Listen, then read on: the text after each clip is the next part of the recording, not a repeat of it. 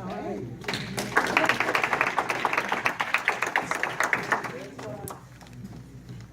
Any of our youth, we start with 30 and under first. Come on up there. And then That's over to somebody you right here. first. My name is Takia Covington, and I work a lot in the community with my grandmother, and I have a resolution from the city council for my community work, and I just wanted to ask why. I know a lot of things happen in these communities, but I don't really live in a community that's being focused on right now, and I just wanted to ask what's being done for the other youth that are going through other things. Like, this affects other people who live in different communities, and it affects our futures and our businesses and stuff. But we're not really getting a lot of attention because of the negative, and we need to bring more positive to it instead of just focusing on the negative in the negative communities. Wow. Do we have somebody taking notes? There we go.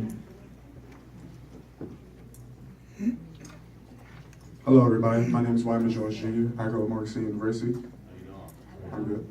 My question is, I would like to know, to the senator, why is it so easier that the training it would take for a police officer to get government help and go through the process to become a police officer than it would for a person to go to college and become a lawyer? Why is it so easier to get that? Why is it like so easier to do that and get that badge and get that position of power than to pass the bar and things like that?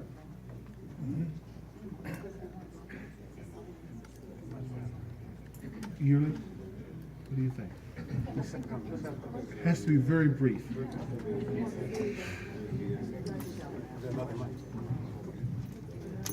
Let me just say that one of the things we're looking at is criminal justice reform, everything from psychiatric evaluation to the training part of the police department. So those questions we'll be able to answer as we begin to dig into how they are trained, because they're trained differently in different places.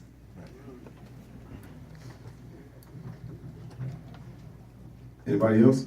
Not so much for that question, for the others. One, I think we do want to have, I'm Todd Yeary. Good to see all of you tonight. I'm the pastor of Douglas Memorial Community Church. I work very closely with Reverend Sharpton and the National Action Network.